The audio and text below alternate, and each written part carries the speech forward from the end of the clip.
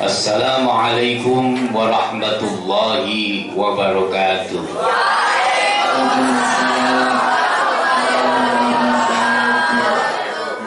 Bismillahirrahmanirrahim.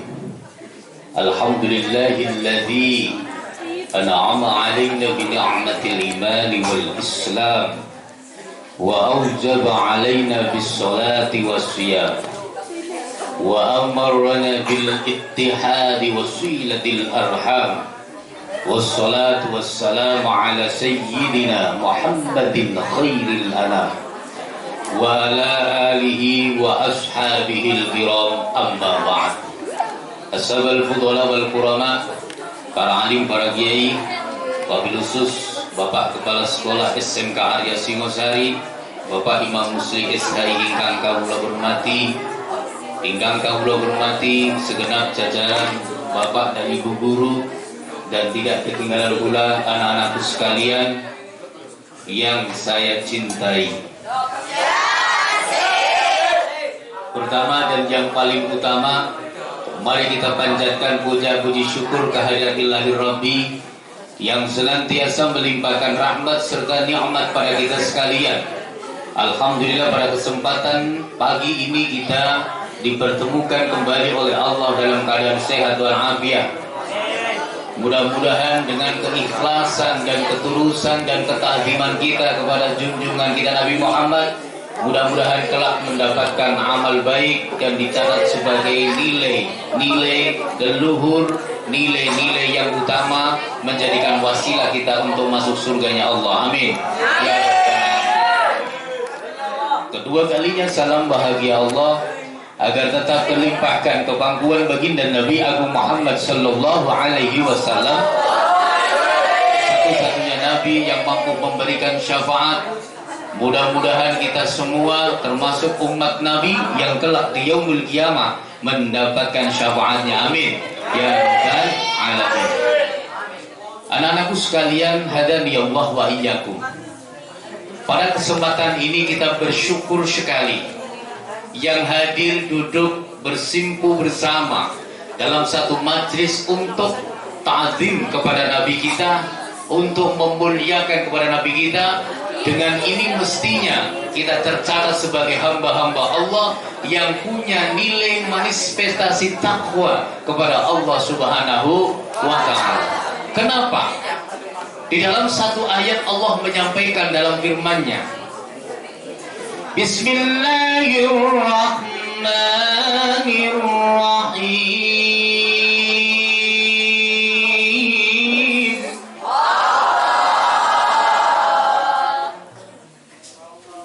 Wa man yu'azzim sya'airallah fa innaha min taqwal qulub.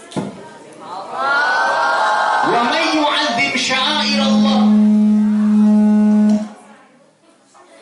Ini orang bom-bom swallow nih ya.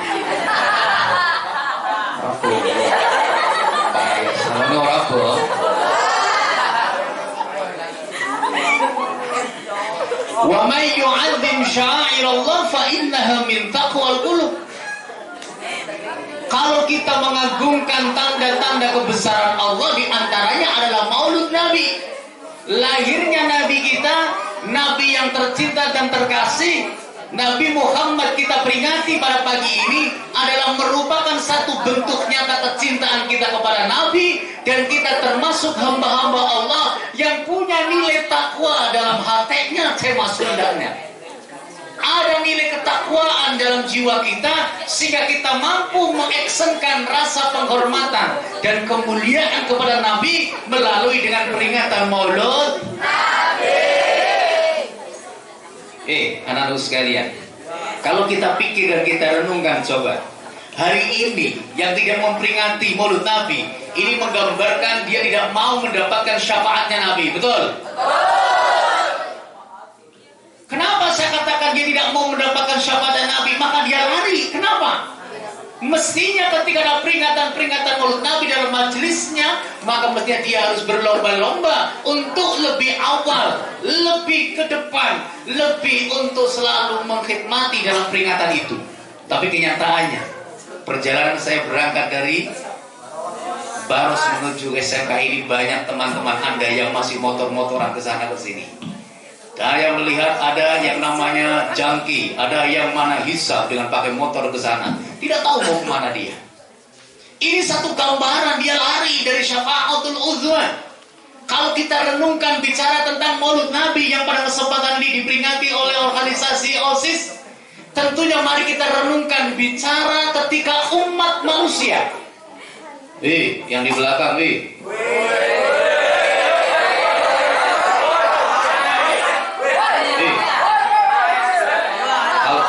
Kalau ingin memandangnya Mas Dimas, yang dekat aja nggak apa-apa.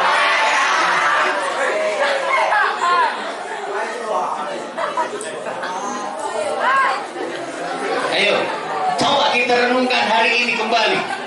Ayo, kita pasang pikiran dan telinga kita untuk tadabbur, wat takafkur, wat ta'ammul. Ayo kita renungkan dan kita pikir bersama.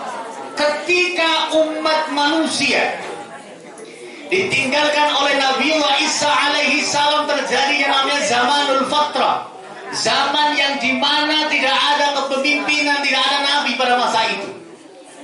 Yang dikenal lebih yang akrab untuk kita adalah zaman jahiliyah. Kenapa? Pada masa itu bagaimana tidak dikatakan zaman jahiliyah, zaman yang bodoh-bodoh sekali, zaman yang ada mengistilahkan zaman yang gelap gulita. Kalau kita renungkan, dikatakan zaman yang gelap gulita boleh, dikatakan zaman yang jahiliyah boleh. Kenapa dikatakan zaman jahiliyah? Bayangkan komunitas wanita pada malam hanya sekedar menjadi selimut. Wong wadon bengi kanggo selimut tok, arek suka nggo keset. Perempuan-perempuan pada masa jahiliyah ketika malam hanya sekedar untuk penghangat, tapi kalau siang jadikan keset untuk para kaum lelaki. Bagaimana wanita keadaannya? Keadaannya diakui. Wanita itu keadaannya diakui, keberadaannya diakui. Akan tetapi keberadaan wanita tidak dihargai dan tidak dihormati. Itu terjadi pada masa jahiliyah atau masa ketika umat manusia ditinggal oleh Nabi Isa alaihis. Bagaimana tidak tragisnya jahiliyah? Ayo, enak. Kalau orang yang mengatakan enak, coba Anda bayangkan ketika Anda hidup di masa jahiliyah, punya ibu, ini punya ibu. Kalau malam hanya sekedar untuk selimut, pagi mau keset, anak tamu yang dari pejabat-pejabat main ke rumah kamu, ibu kamu disuguhkan untuk pejabatnya. Wahai sang pejabat, kalau kau ingin menikmati istriku, silakan nikmatilah. Ini luar biasa. Ayo. Ini yang dikenal dalam masa jahiliyah namanya perkawinan istibdha.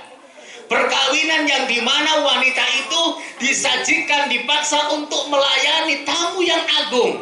Agar apa harapannya? Agar kelak istri itu punya anak atau mengandung dan pada akhirnya melahirkan anak dari keturunan pejabat itu.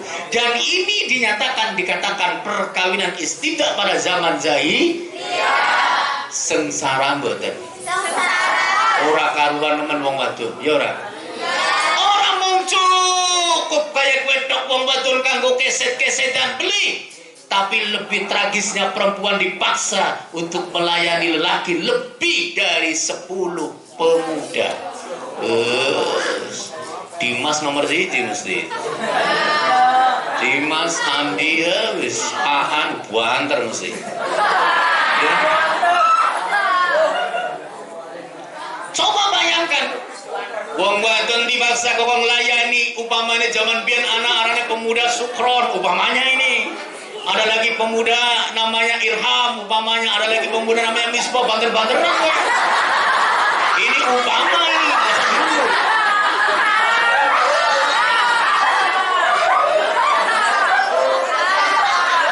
Ini umpama loh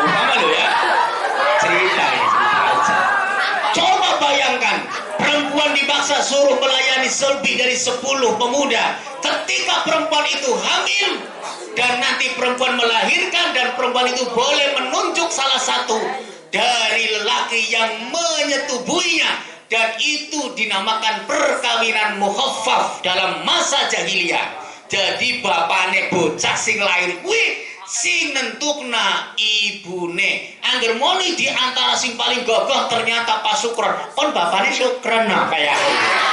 Ini lah. Aja nembak ora lamo. Bapane Pak Sukron kayak. Ini contoh. Ini yang dikenal pada masa jahiliyah namanya perkawinan mukhaffaf. Ada lagi perkawinan cukup luar biasa namanya perkawinan bughiyah. Di mana perkawinan bughiyah itu sama seperti mukhaffaf, bahwa perempuan dipaksa untuk melayani lebih dari 10 pemuda, akan tetapi yang menentukan ayah dari anak itu adalah dukun. Duk, cari dukunnya bergojon, kon anak kayak bae wis sing nentukna duk.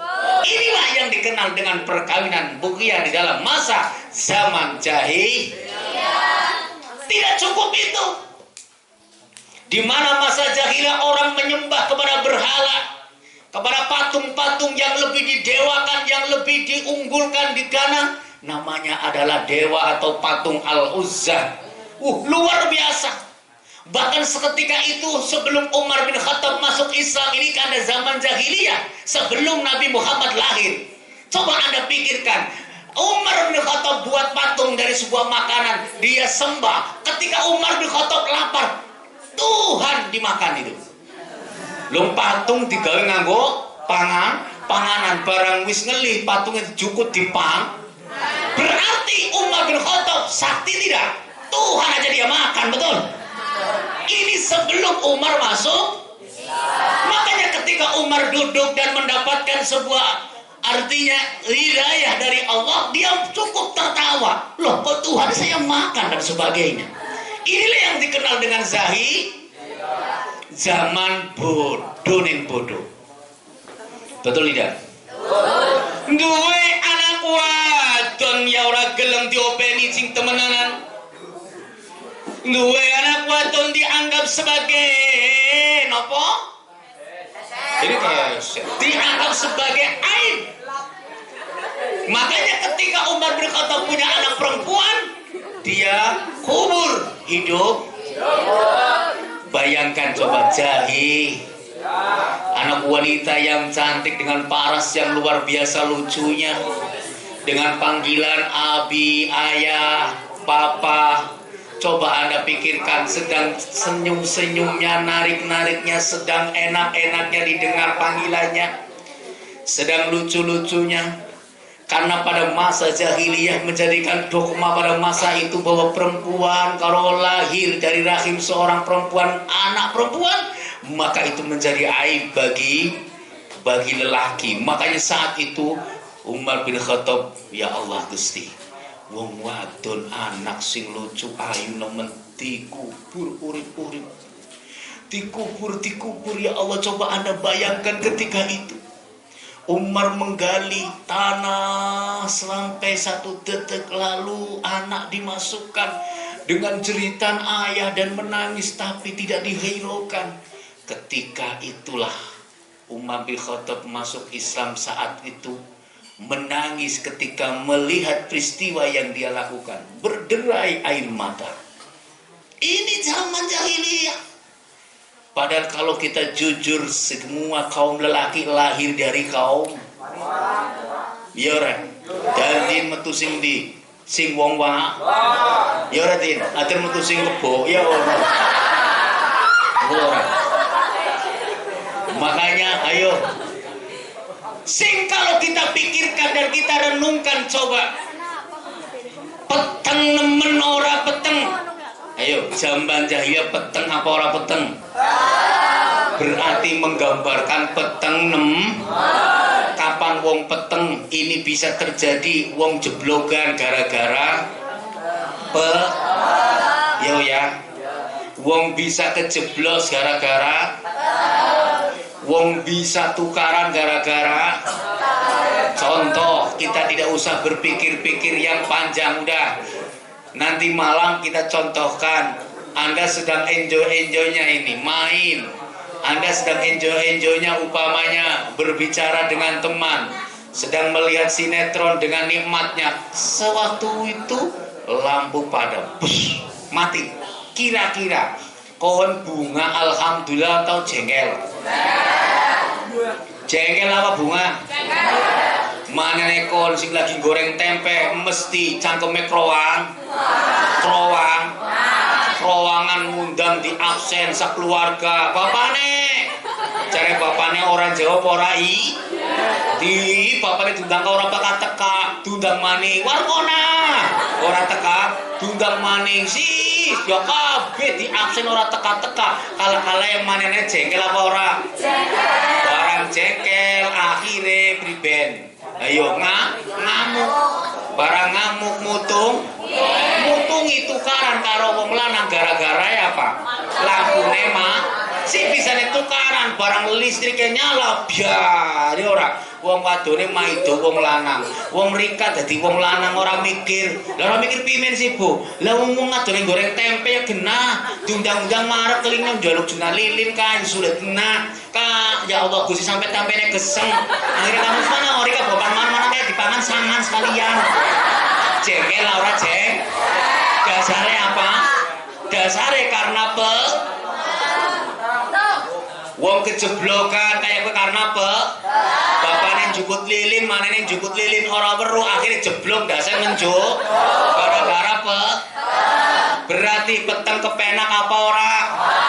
Mulane jahiliyah zamane peteng kapan wong peteng sing diluru apa? Matahari dilurusi diluru sing anggere peteng dedet nemen kira-kira ning langgar. Terus peteng nemen pan balik ora weruh. Ana wong siji si jetun jukut lilin mana ketip rika bunga apa ora? Yakin lilin pan marani ning langgar. Siapa sih kayak di si jetun tun ke mene ana apa sih wah tulung dobori yung sandale endi bunga apa ora? Sawise ana lilin jaluk tulung diobori sandal. Bagi tulung jujuk kena dingin iku menyong. Ki nganggo payu kon gawa lilin karo baterai wong dalan ke lunyo nemen. Karena apa? Angger padang. Karena apa? Padang. Berarti angger wong peteng ana setitik bae lampu berarti nyong karo kon seneng beli. Bunga ora.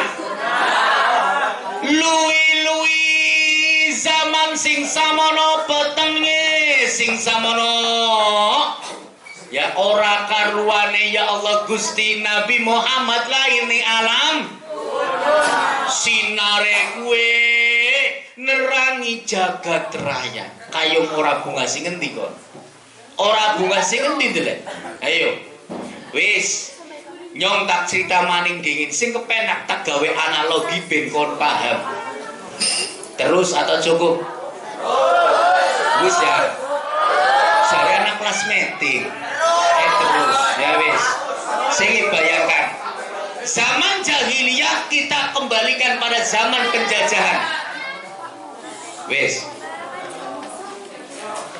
aja ribut tok wedang banyu putih peri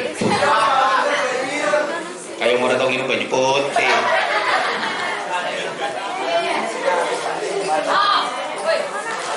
wis dibagi dingin panitia wedangnya ngunyung ora tetep ngomongnya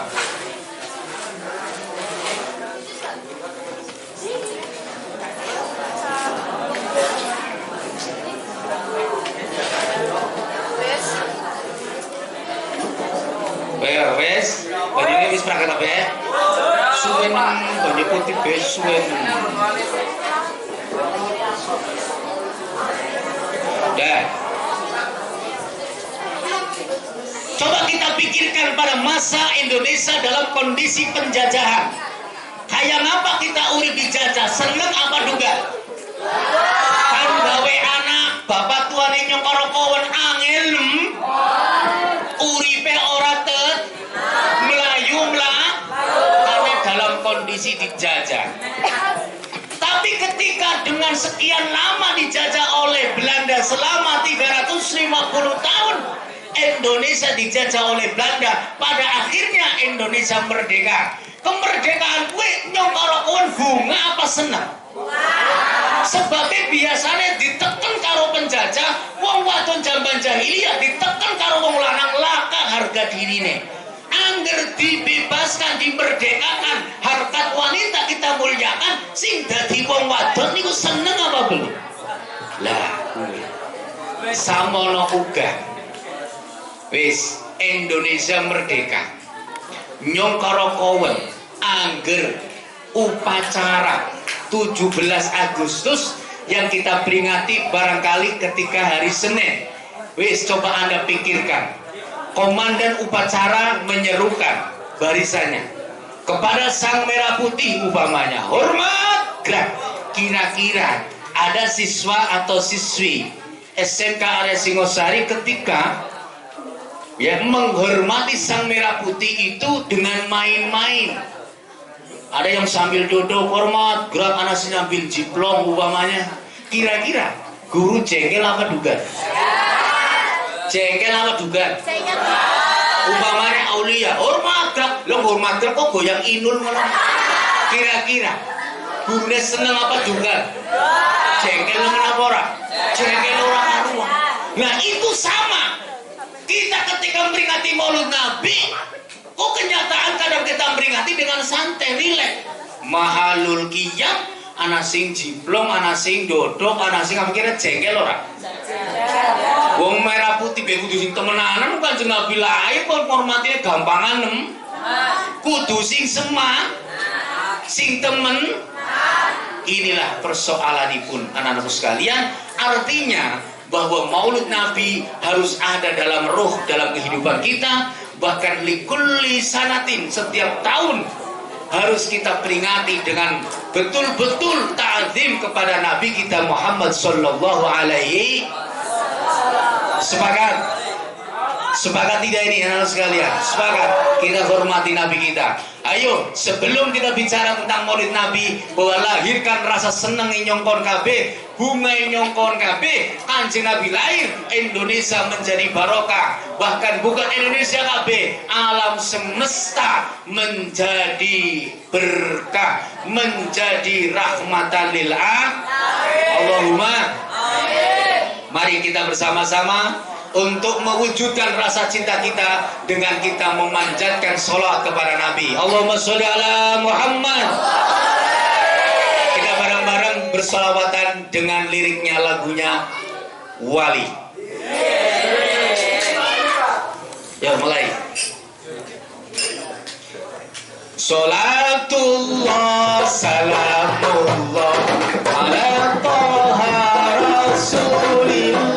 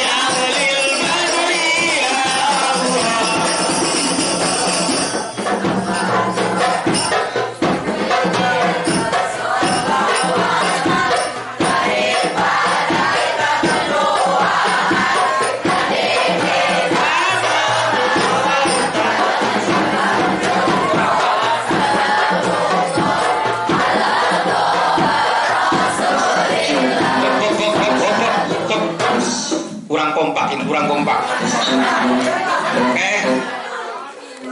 Dimas umis-umis tok kayak ikan loh. Repe orang kompak repe. Daripada kita lebih baik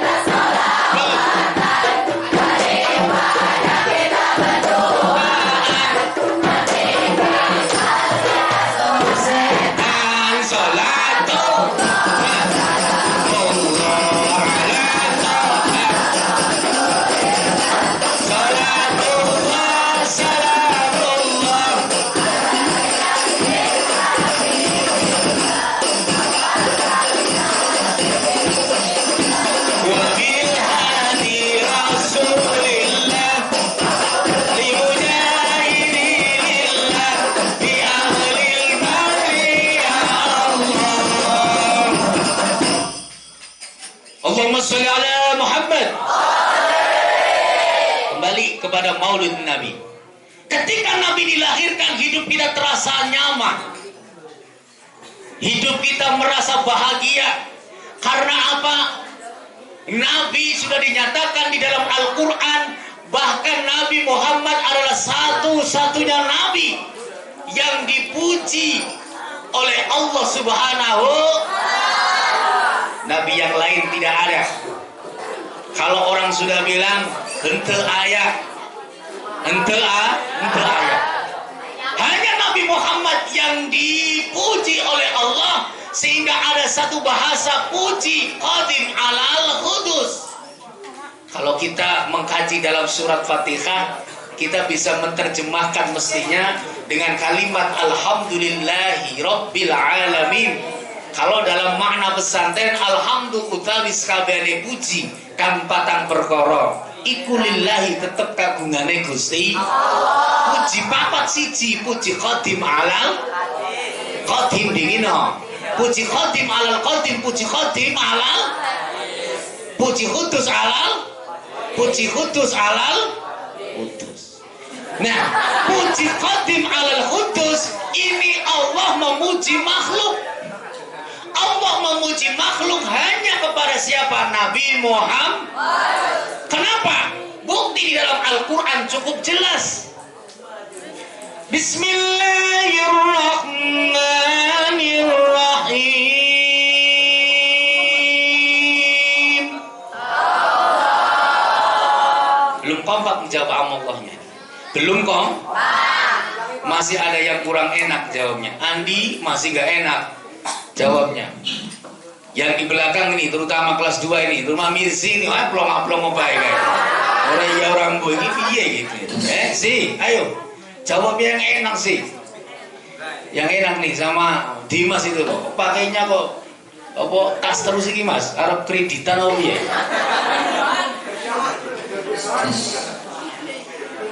Bismillahirrahmanirrahim. Turun kompak.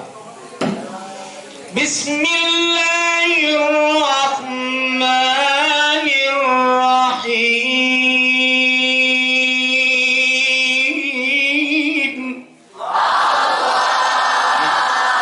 Ini baru betul kompaknya.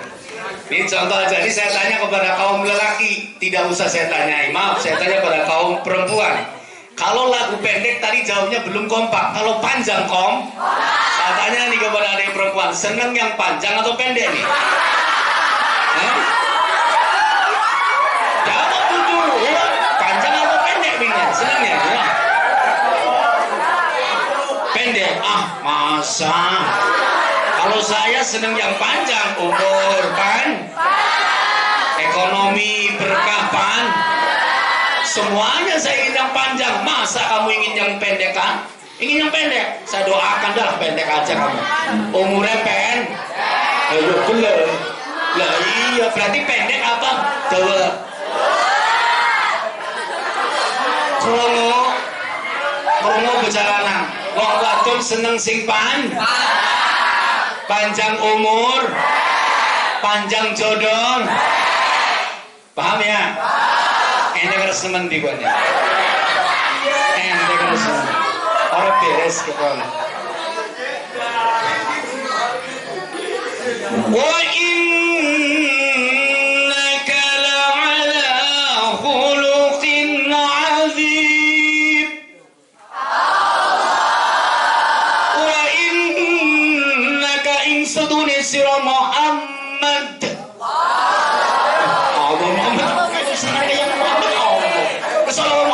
Tuh, Soliani, dasare tak mati.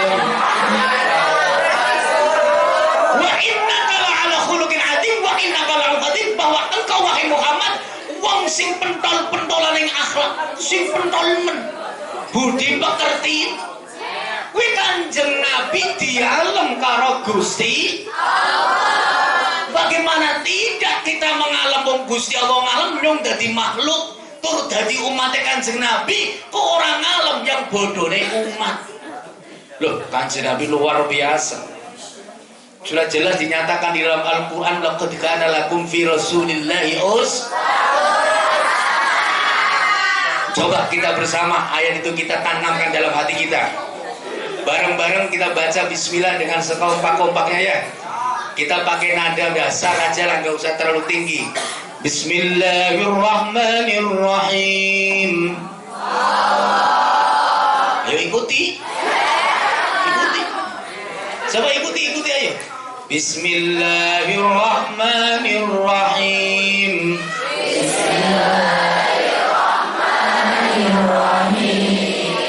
Laqad kana lakum fi rasulillahi uswatun hasanah.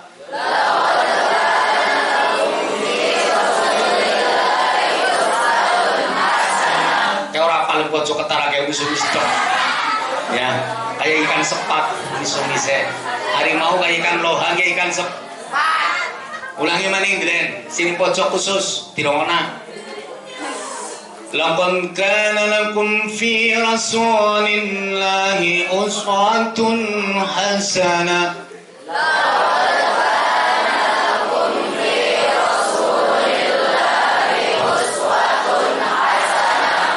Ini merupakan prinsip dasar dalam kita membangun bangsa, membangun pribadi. Kenapa?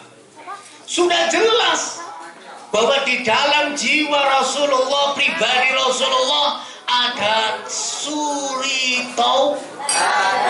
Akan tetapi kalau kita lihat coba, kadang generasi bangsa kita seperti kita ini anak-anak pelajar, karena anak-anak pelajar seusia kita, maaf seusia kamu itu, maaf, lebih mengedepankan adalah emosional. Kenapa? Lebih mengedepankan hubbut taklid, lebih mengedepankan senang melu-melu. Senang melu-melu. Contoh ini. Coba. Hari ini memang cukurannya rapi. Kalau nggak dirapikan, mesti cukurannya macam-macam. Kalau kita lihat televisi, bintang sepak bola dengan gaya rambut di sini setripannya lebih jelaret gini, kita ikut-ikut garet seret-seret gitu nggak? Dengan gaya rambut yang seperti anak-anak boy band umpamanya, dia ikut-ikut. Seperti bintang-bintang Korea itu, ya itu ikut-ikut. Dimas dulu penampilannya seperti bintang Korea itu. Sekarang aja pakai peci, gitu. Nah ini gayanya udah niru-niru nih di TV. Inilah generasi bangsa seperti pelajar kita semua ini. Kamu ini lebih senang mengikuti sesuatu yang kau lihat dia akan cerminkan dan kau perbuatkan. Lebih-lebih kostum kaum wanita, coba Anda pikirkan. Jangankan ya anak-anak di pelajar, di luar pelajar, lebih-lebih anak-anak yang sudah kerja di industri ketika pulang, coba kita lihat gaya penampilannya kaum wanita yang sudah mengenal rupiah. Celana neng lap, kaos neng lap, akhirnya ting pledek, kaya lep, diwerui karo Mas Di. Akhirnya Mas Dimas saya melu mreket sebabnya weru sing ting pledek. Weh, kromo wong wadon. Mulane kok dadi wong wadon justru ari nganggo pakaian sing ombrong-ombrong aja sing ting pledek. Pernasane ya Allah Gusti. Pak Supron orang duwe nafsu.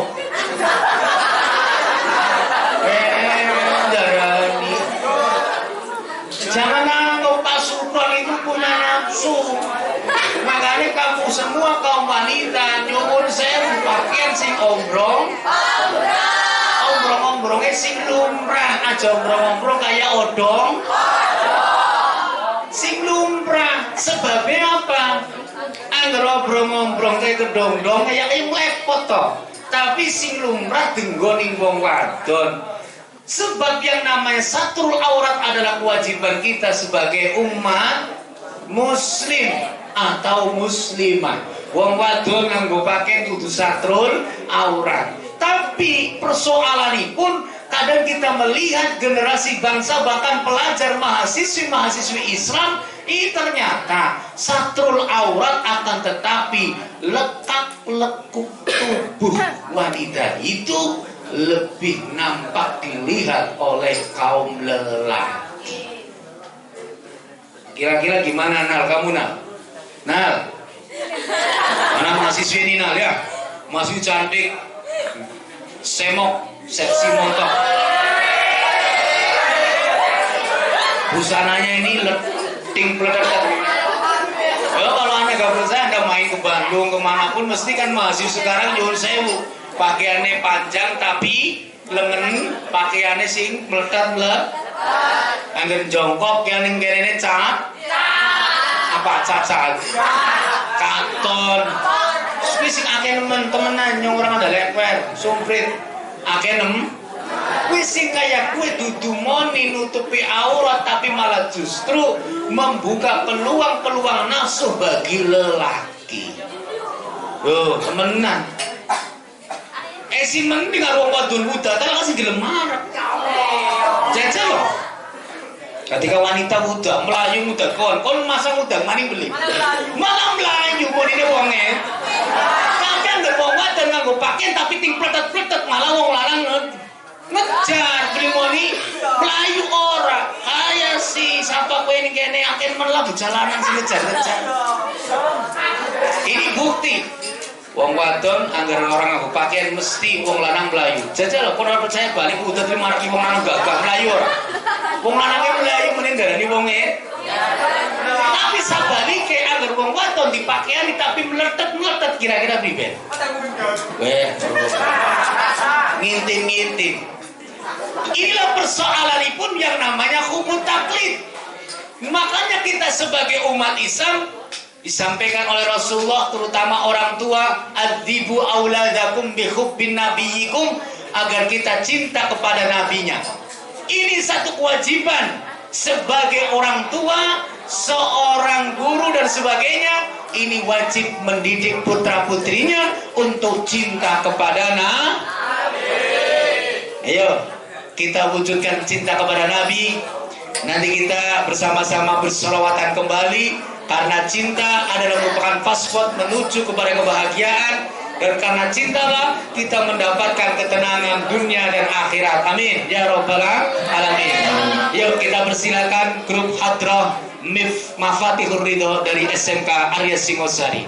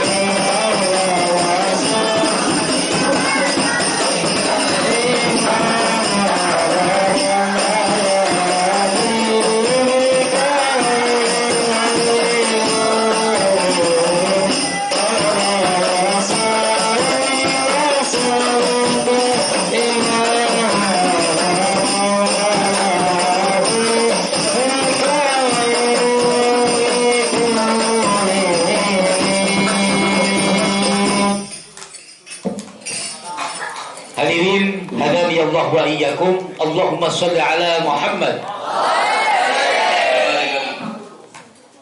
Kita kembali bahwa ingin kita dapatkan, yang kita inginkan adalah fosfatnya adalah cinta.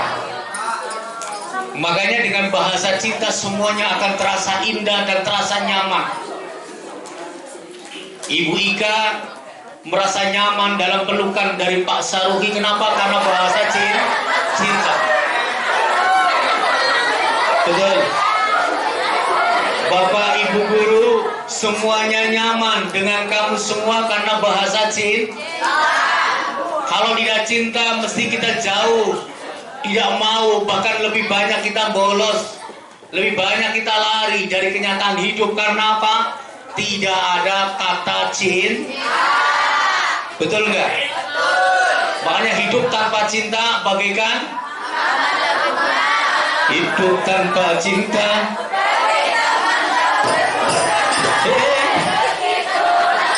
Para pujangga, para iya, hidup tanpa cinta luar biasa. Kita tidak ada artinya, bagai taman tidak bunga, tidak akan nyaman.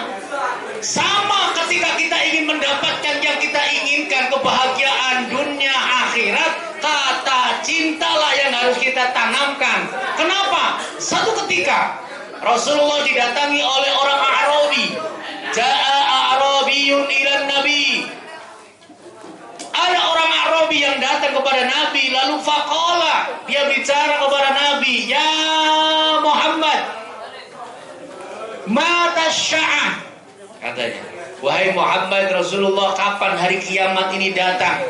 Yang namanya orang Arabi pantas penyampaiannya tidak punya kode etik bahasa, kasar mestinya dia sampaikan, karena orang tidak punya pendidikan, jauh dari akhlak yang mulia mestinya, sehingga dia kasar menyampaikan kepada Nabi dengan ujuk-ujuk cara bahasa berbesar, ujuk-ujuk teka karo Kanjeng Nabi ngomong mata sa'ah, kapan dina kiamat teka wahai Rasulullah.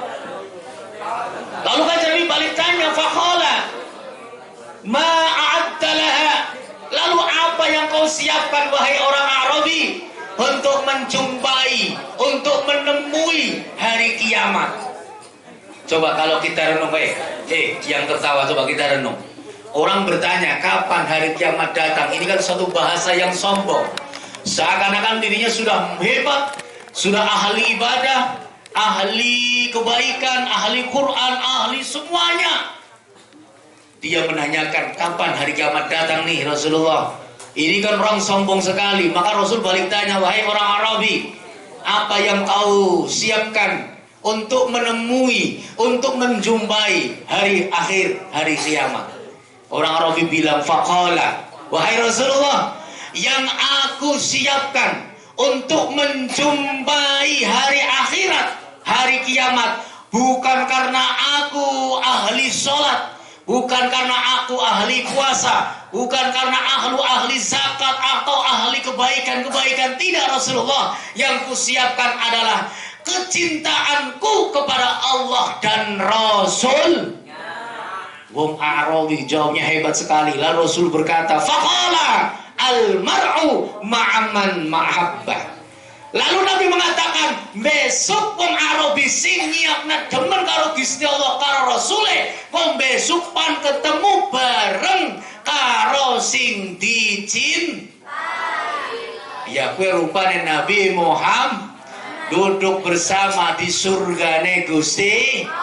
Karena apa? Bahasa cinta tidak akan mengenal cinta tidak akan mengenal lelah, cinta tidak akan ngersulah, cinta ke orang grundel, semuanya akan terasa mudah karena cinta. Betul? Yakin? Sumprit? Kita buktikan. Kita buktikan ya. Kita tak bukti kena. Ada sosok pemuda dan pemudi. Ini cerita anda nih. Cukup ya? Cukup udah siang nih. Saya cerita aja 10 menit aja ini. Ada sosok pemuda dan pemudi. Katakanlah Pemuda ini namanya umpamanya siapa ya? Dimas, katakanlah Dimas. Namanya Dimas tukang becak. Dimas tukang duwe pacar arane. Siapa? Upamane arane Lilis. Umpamane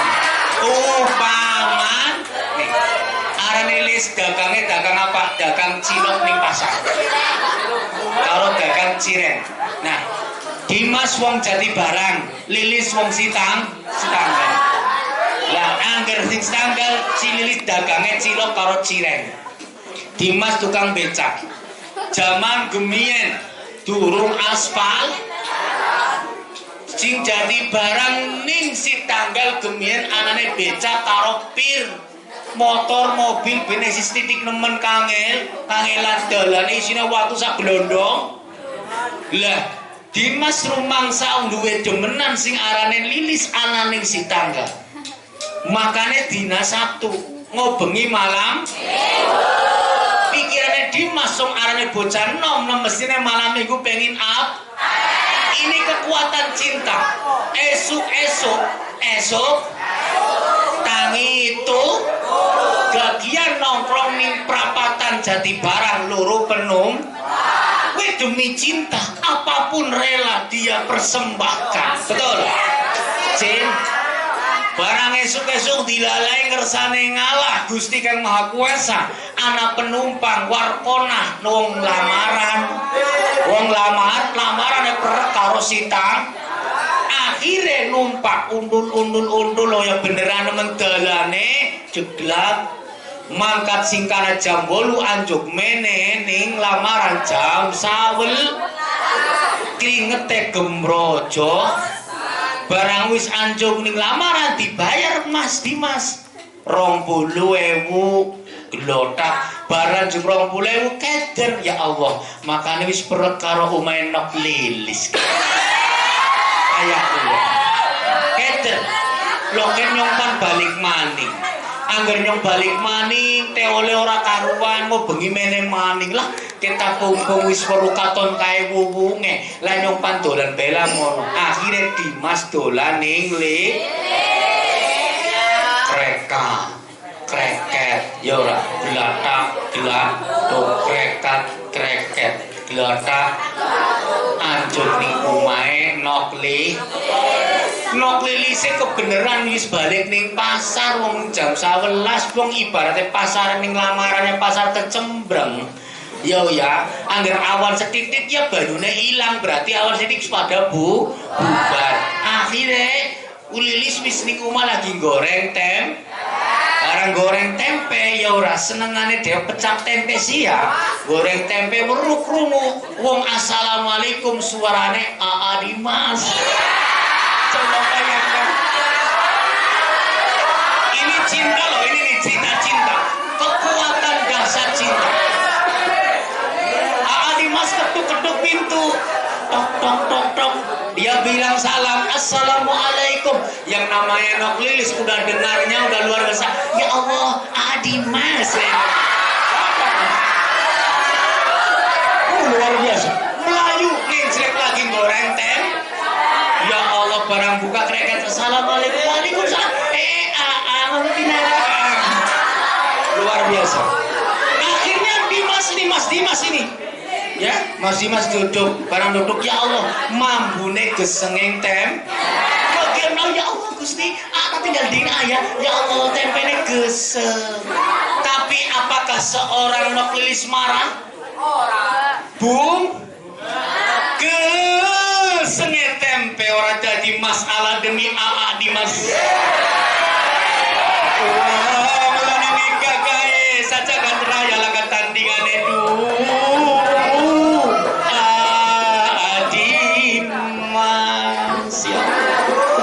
bisa kalah kawis tempe geseng jare Nok Lilis ora apa-apa wis tempe geseng kompor keblakaran genyeng ora apa-apa demi Dimas niki cerita bisa Lilis cemburu bae sing menemut bae yang kudu Lilis kanan